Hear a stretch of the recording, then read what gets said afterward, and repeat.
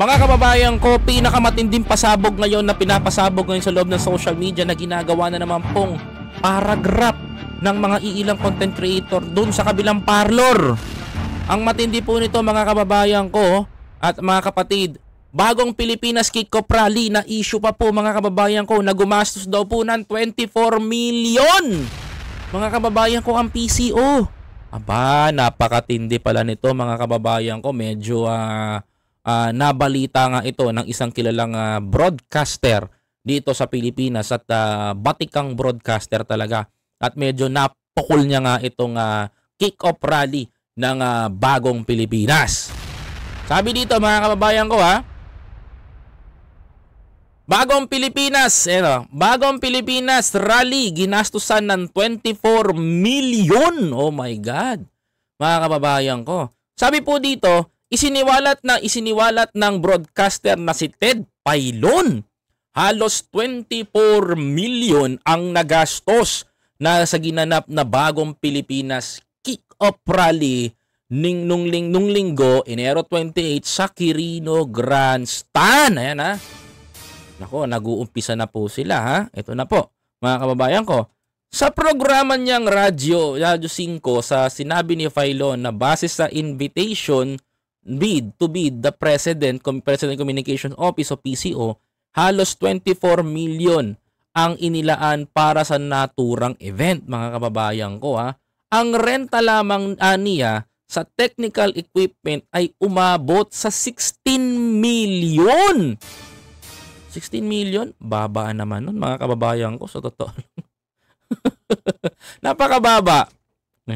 At 16 million habang 7.5 million naman ang para sa souvenir gaya ng bowlers, cap, sticker, hand hoodie, jacket,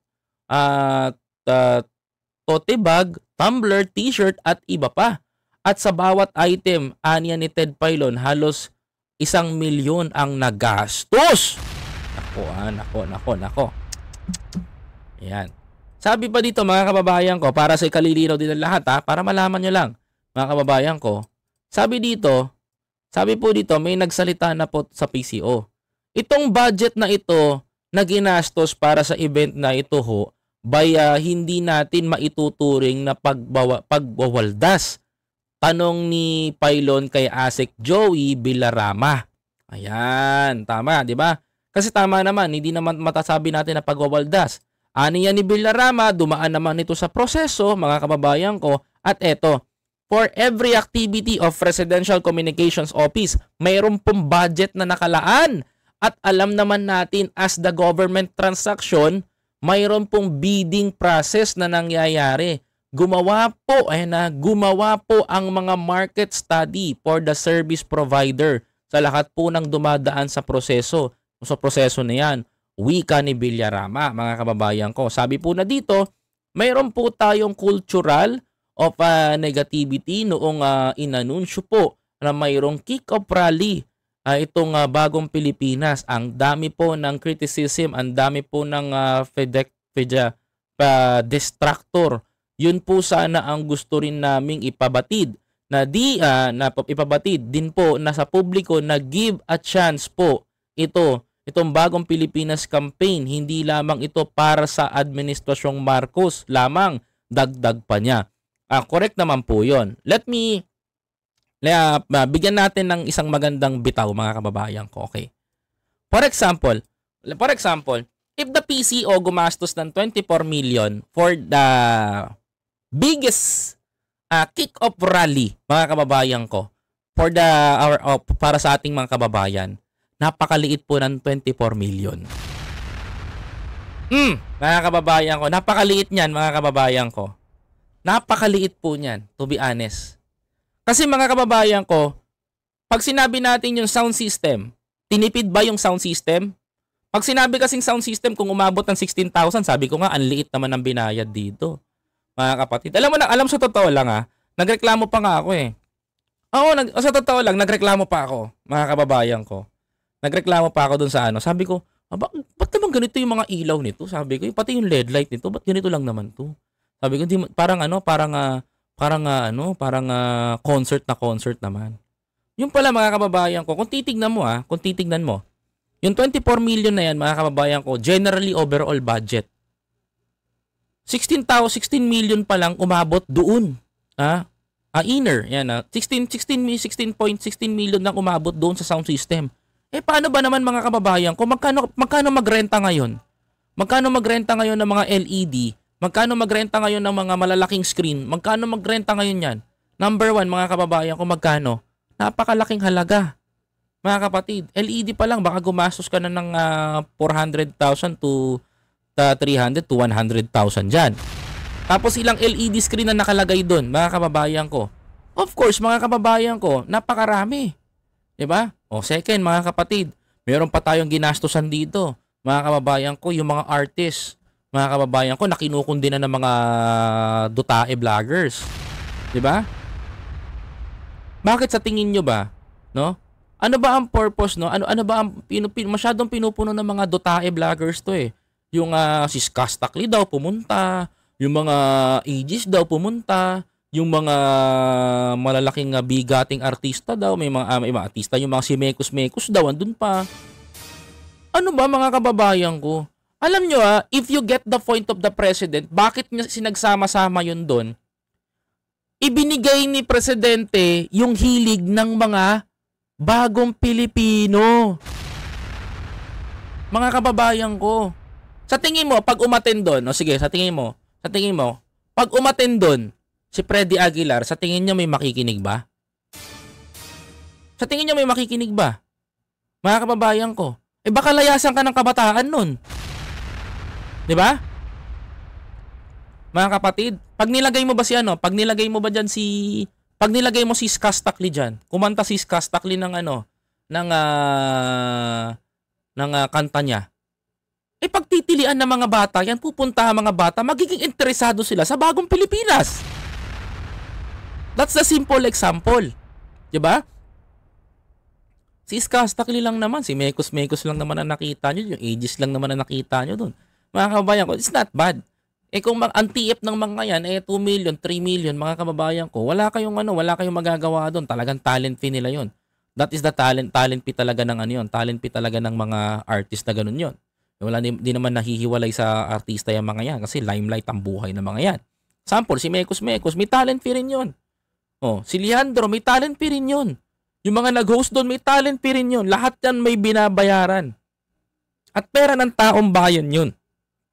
Tama yung sinabi ni Asek Joey Villarama na hindi naman to pag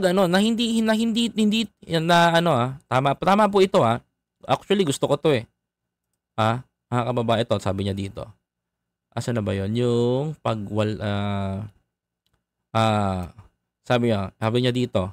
Hindi natin maituturing pagwawaldas ng pera ng taong bayan ayon kay Asek Joey Villarama. Tama po yun. Hindi natin maituturing na pagwawaldas doon, mga kababayan ko. Pero kung magtatanong ka ng pagwawaldas, mga kababayan ko, mas questionable talaga sa akin dito, mga kapatid, yung 51 billion. Di ba? Mga kababayan ko, for example, magkano ginastos, magkano ginastos nyo nung kick-off rally ni PRRD, mga kababayan? Magkano po ang ginastos, mga kababayan ko? Siyempre, tanungin ko kayo. Magkano? May mga taon dumating din po nun. May mga bigatin dumating po nun. Mga kababayan ko. Bigyan ko kayo ng example, mga kapatid. Bakit hindi dinumog yung kick-off rally na yon? Mga kababayan. Bakit hindi dinumog ng mga taong bayan? Totoo, mga kababayan ko, bakit hindi siya dinumog ng taong bayan that time? Because of what? You know what's the reason, mga kababayan ko? Mga kapatid? Hindi interesado ang taong bayan doon sa mga pumuntang magpe-perform. Diba? Isa yan sa mga nakita ko, mga kababayan ko. Diba? Ayan yun. Isa pa, mga kababayan ko. Isa pa sa mga pinaka-napansin-pansin ko dito, Pasensya na po kung napapansin ko po ito, mga kababayan ko. Kung PCO ay gumastos ng 24 million, hindi po masama yon.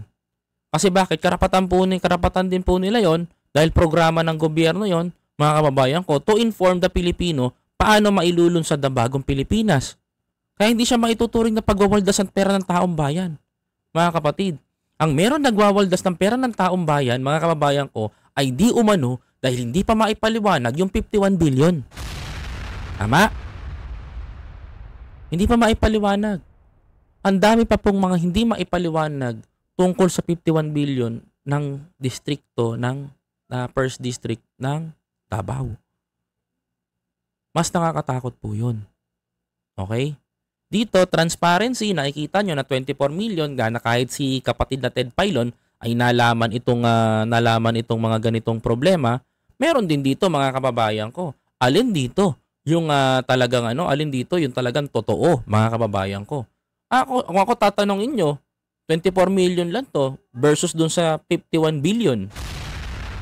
Wala pa sa kalahati ito mga kababayan ko itong 24 million. Mga kababayan ko, yun, 51 billion pesos na pondo hindi maipaliwanag. Kaya bago punahin ng mga dutae vloggers, pasensya na. Ayaw nyo ina-explain eh, 'di ba? Yeah, I already explained the 51 billion, mga kababayan ko. I already explained. And until now, wala po ako nakikitang feedback o wala ako nakikitang reference. Ayaw nyo ko patulan eh. Sige nga. Please don't forget to like this live streaming mga kababayan ko. Mga kapatid, yan po ang gusto kong yan po ang gusto kong sa inyo. Yan po ang gusto kong ipaalam sa inyo, 'di ba? Totoo lang tayo, mga kababayan ko. Totoo lang tayo, hindi natin kailangan na hindi natin kailangan na magpasaring pa sa iba, pero nagpapakatotoo tayo. 24 million is not an issue. Hindi pagwawaldas yan. That's it. That's final. Yun lang po ang gusto ko ipaalam sa taong bayan.